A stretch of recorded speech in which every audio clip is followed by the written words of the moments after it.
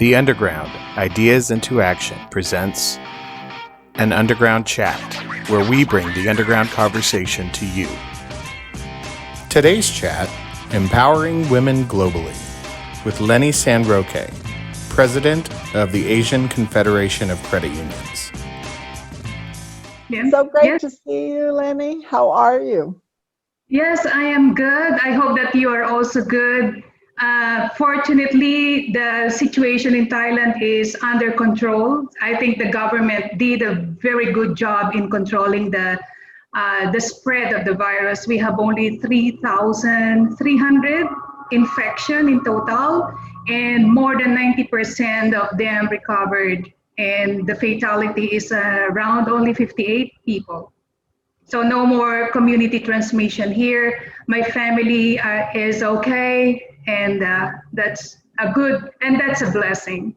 Yes, it really is. So are you traveling? Are you pretty much staying within the country? What's happening on that? Yeah, we stopped traveling because, as you know, there's no international flights operating in all the airports around, around the world. So, but the Thailand has started its domestic flight, but with very strict health restrictions. And so, what we did was we ensured that we continue our services to the members. We are connecting with them using virtual platforms. Yeah. Well, I think that for me, as you know, traveling has been at the heart of pretty much everything we've done. And so we had to, like you, turn around and very quickly figure out how do we respond and how do we communicate effectively virtually. So it's actually been an interesting transition because at first it was difficult, but I think as time's gone on, I love the fact that you and I can communicate really as often as we want to versus the airplanes, and I also find that I'm having more, if you will, quality time sometimes, because when we're at conferences and we're at these get-togethers where there's constant communication with people. So thank you for your time. I appreciate it. Okay, so tell me about what's happening let's tell everybody about how we met. Oh, okay. Yes, I can still remember that one. We met in 2014 in Gold Coast. It was because of Brian Branch. When I got appointed as the CEO of the Asian Confederation of Credit Unions, probably that is a milestone for our organization because I am the first woman CEO after 45 years. So all the previous CEOs of the Confederation for 45 years were all men, and the Confederation is actually addressing women empowerment, and so we have to walk the talk. At that point, yes, Brian reached out to me and asked me to, apply for a scholarship at the Global Women's Leadership Network. I am very fortunate to get the scholarship to attend the World Council Credit Union conference in Gold Coast, Australia in 2014. And I also get the chance to apply for a grant. And, I was nervous. I know at that time I will become a CEO because the board has already approved my appointment in 2014, but still I'm not a CEO. That was the first time we met. When I presented my grant proposal to the Global Women's Leadership Network. And that was it. It was a history. It was. And you went on to not only lead, but have a movement within your confederation that's pretty much unparalleled right now with the work you're doing. Will you tell us just briefly how many credit unions you represent and the cooperatives within Asia? Okay, so we represent 34,000 credit unions, and it has a total membership of 36 million individuals in 22 countries in Asia. That's incredible. So not only have you become the first woman CEO of the Confederation, but you've also become a role model for millions of young women, young men, in terms of what we're going to need for the future. So I just wanted to say that I admire you. I admire your leadership. And I'm so excited about the fact that you were given an opportunity and you stepped into it and you said, I'm going to stand up, I'm going to go for it. And I remember your presentation in Australia, and I remember that there was a little bit of nerves there, and yet but it was so profound, and obviously it was important to all of us to work together. So, and for me, it's always been about more than leadership journey. It's really about the fact that we connect and we're able to together lift each other up as well as other people. So congratulations. Thank you. Thank you for. You're welcome. So then we fast forward a little bit, and we're going to later today actually have a meeting with the Asian Global Women's Leadership Network sister societies. How many sister societies are there today and chapters since that monumental time in 2014? Okay, so the last count that I had, it was 36, and we have 2,209 to be exact. But in the last launch, we have additional sister societies, which I have not added to it because we still need to get them all the information of how many they actually organized and the number of members. But fortunately, I am very happy that we have reached Japan. Yes. Yes, we've reached Japan in the last launch. And they are very excited. Actually, I should go there last March, but it was canceled because of the COVID-19. But they requested me to launch the sister society in Japan. So that is so exciting. I work with a credit union in the United States, Connected Federal Credit Union, and the chair of the credit union is Japanese. And they were so excited to hear that we were launching Sister Society. So I look forward to the future when we connect everyone and possibly do an exchange program and, be able to continue getting to know each other and building our network. So congratulations, 36. Thank you. And you said how many countries? 6 countries. Excellent. So including Japan, it's 7. Yes. Isn't that amazing? So congratulations.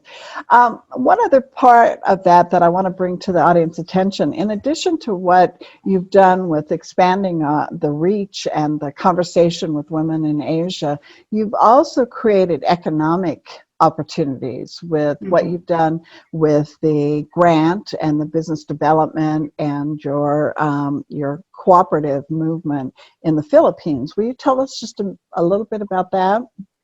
Right. Yeah, because there are two areas that we are focusing on: women empowerment, because there are already women who are involved in the leadership, and when they are involved in the leadership, they need to have a skill, or they need to have a thorough understanding of what are the strategic issues of credit unions. So when they are at the board, they are really engaged, they are really participating, and they can articulate and they can see the impacts of those strategic issues to credit union, or fulfilling the mission of credit unions of uplifting the lives of the people. So we develop a platform for the women in order for them to raise their level of awareness on that strategic issues that confronts credit union. And the other one is that there's a lot of women, more than 50% of membership of credit unions are women. And they are definitely belonging to the low income groups. And the reason why they became member of credit unions is that because they wanted to help their family improve their economic well-being. So we we observe that still, even though they have financial access, they are not very successful in their business. It's because they lack an information, they lack skills, they lack, linkage with the market so that their business can expand or scale up. So we thought it should be an integral. If the women are accessing financial services from credit unions, they need also have access to business coaching. And that is all about the Business Development Center. And, a lot of leaders were saying that, no, they always have doubts whether that is our concept is really working. And so what we did was I used the grant that we received from the Global Women's Leadership Network to pilot in one credit union and tell to people, yes, this is working. You see, this is working in this credit union, and that we pick one credit union in the Philippines. We used that grant to establish a business development center in one pilot credit union in the Philippines, and it works because they have 30,000 women members. Before the project, only 50% of them were accessing loan from the credit union because 50% were saying, no, we do not know where to invest. They want to get the loan, but they are afraid they will become more indebted because they do not know what type of business they will be engaging into, and they are not sure whether it will succeed. So with the Business Development Center, the number of members or the number of women accessing the loan is increasing, and the success rate of enterprises is really tremendous. So from that small beginning, we expanded our experience to other countries, and we conducted the trainers training to introduce business development services as integral part of lending of credit unions so they can reach more women.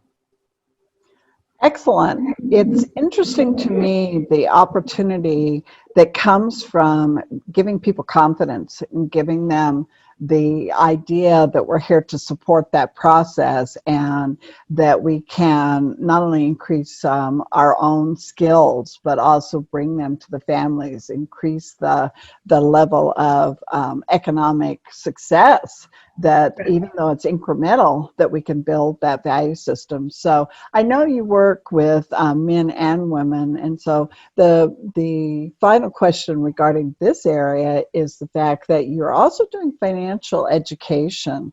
And I know that you, as a confederation, and part of what your CEO mission is to provide financial education, financial wellness. Will you tell us a little bit about that? Yes. Yeah, the issue, yes, financial education is very important for the members of credit union. We always say this here in Asia. We are saying that credit unions should not confine themselves into granting loans because their main objective is to change the moral and physical values of people. When we say the moral values of the people, it's about, taking care of themselves, helping, standing on their own 2 feet. It's not relying on others. Become independent. In the financial sphere of our services, it's all about financial literacy. It's all about preparing for rainy days. So, me being a poor, grew up as a poor kid, I know how it is, how does it feel to become poor? And when I was young, I told myself I will never be poor forever. So it's really about hard work. It's really about helping yourself. And so this is what we are inculcating to credit union, because I believe that the sustainability of credit unions depends on financially literate membership. If their members are not financially literate, the credit unions will always suffer on high delinquency, especially in Asia where credit unions are not supervised or regulated. So, it's really about them teaching the people not to be very much dependent on loan in order to succeed, in order to meet their, financial goal in life. It's about financial literacy. Wonderful. And savings and some of the basics that go with getting ourselves into the habits, into the routines of what it'll take to progress in life. And I think all of us share the desire to improve our own lives and improve the lives for generations to come. So I think that's the common value that brings us all together. So when we look at Asia right now, and with the pandemic and with what we've been dealing with, I was doing some reading around potentially the after effects of what we've gone through for the society. So from a big picture, kind of macro perspective in Asia, are you looking to the future? Are you dealing with economic concerns, the movement around DEI and some of those initiatives? What's happening in Asia from a big picture standpoint? Mm-hmm. Yes, the credit unions. Okay, I think based on we carried out a survey on the impact of COVID-19 to credit unions and to their members. I think the big chunk now, the big problem now is that since credit unions are operating, the field of membership of credit unions are really low income, majority low income. Their ability to pay has been affected because of the pandemic. And so when their ability to pay is affected, the credit union's loan portfolio will be affected. So there's lesson learned from here that, most of the leaders of credit unions realized the credit union need to have capital adequacy all the time. Because if they only have, sufficient reserves according to our standard, it should be according to Pearl's ratio that World Council have developed, it has to be at minimum 10% of the total assets of the credit union. If they do not have this at this point, they will have difficulty in the next year to survive because members cannot pay the loan, they will have no income, they cannot assure the salaries of their staff, they will be affected. So this is one lesson that we learned. At the same time, on the resilience of the members need to have savings that they can use during the rainy days. And this is rainy days for them. So if they do not have that, their life is miserable, they have a lot of stress, and they will be relying on government support in order to survive. So it'll be an interesting time ahead. And I think your leadership, your intuitive leadership, and your emotional intelligence as a leader will be significant as we move into that direction. As we dig a little deeper and we look at the cooperative movement and how you've united people, what's going to happen with the virtual engagement? I know that World Council's initiative is going to be Everyone Deserves, or is now Everyone Deserves Digital. Have you seen people shift to a virtual engagement? Are you seeing that have a positive impact, or are people being left behind? What do you see in that area? Yeah, I think it's very positive. In our experience, I feel it's very positive because since since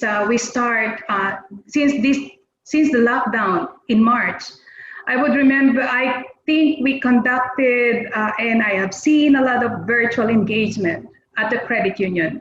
Our first virtual meeting was among all the CEOs of our national association immediately after the lockdown because we wanted to know what they are planning to do, what we can do for them. And that start, it just snowballed. There's a lot of interest. We are reaching more people now than before.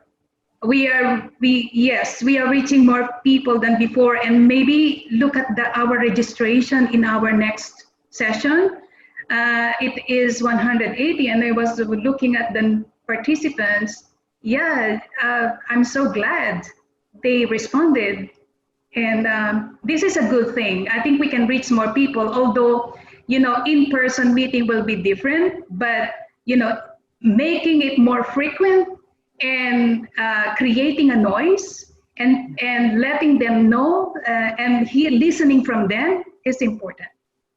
100%. And I think about the fact that even though we're looking forward to the opportunity to get together and to dance and to do karaoke and to do all the things that we love to do when we're together and think and plan, I believe that this engagement has allowed us to allow everybody to be part of it. In the past, it's always been a concern for all of us, and the expenses associated with travel, the expenses to attend conferences. And I think as we move into the future, a balance between reaching people virtually and also then regional, local communication, and then conferences will be more the norm. Do you agree with that? Yes, I also agree. I also think that, even we can see each other personally. We should continue this. Yes. Yes. I was thinking too, the other piece of this that's wonderful is that we will record our session. And so the people that weren't available tonight or are tonight here, but in the morning there, they will be able to watch it later. They will be able to go back and use it. And so the combination that you and I've done with the session, with the idea of building one session after another, a series, continuing to develop, I think will be critical too. Well, as I look at board governance, that's the other key area. And I was so excited to see the journey that's happening with you in Asia and the number of the diversity of the boards. And so how are you seeing the board governance shift based upon what's taking place, and what do you look for in the future? Right. I think we will apply, at the Confederation level, we are required to have, based on our policy, there are 2 board meetings annually, but we are doing it more now because there are things that we cannot wait for the next board meeting. I could say that it's effective. And the first thing that I did last time was really to craft a business continuity plan for the association. So I presented that to the board.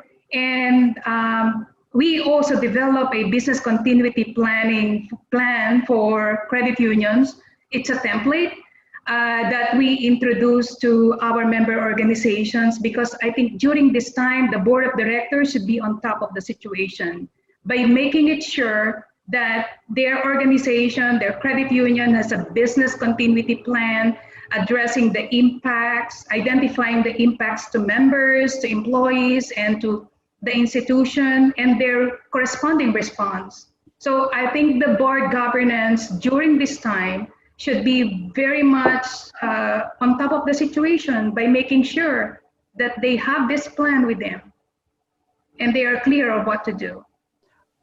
Very important. And one of the things that I believe is the effectiveness of the virtual communication, our strategic governance. We have gone from it's okay to have interruptions and to have all the things that are happening in our world to really being able to focus and to say, what are we thinking about and how are we going to have this type of communication? So as you said, we have to anticipate what the future is going to look like, and then we have to assimilate all the information we can, because there's so many unknowns, and then truly put action plans together and to mitigate the impact and the risk associated with it and be more proactive. And I think the governance is part of that. So I'm excited to see that you've put the business resumptive plans together, and the idea that you're stepping up the governance, because communicating during this period of time and seeing what people are experiencing is not just best practices, but it's also sometimes, the red flags that are happening. Right. Yes. Right. Well, when I know that we've I've just been able to take your time today, and I'm so excited. Tell me two ideas, two or three ideas that you'd like to see us put into action as we work in the cooperatives, not only internationally, but within your own confederation. Okay. Right. What I think I can in our case, and maybe it also applicable to other credit union systems, is that financial resilience during this time. I think this is very important. Financial resilience of members and financial resilience of the credit union, making sure that no matter, this is look like going to be a prolonged pandemic.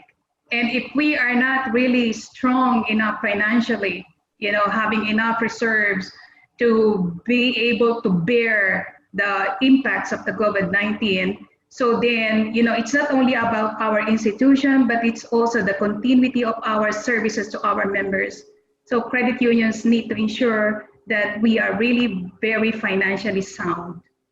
And as well as the members need to start building their emergency fund, because this is really gonna impact their lives. And for us, I think we need to continue to be engaged to our members, because to our not only our members, but also credit unions like the Confederation, we have to be very engaged with credit unions and with our members, because during this time, we need to support each other.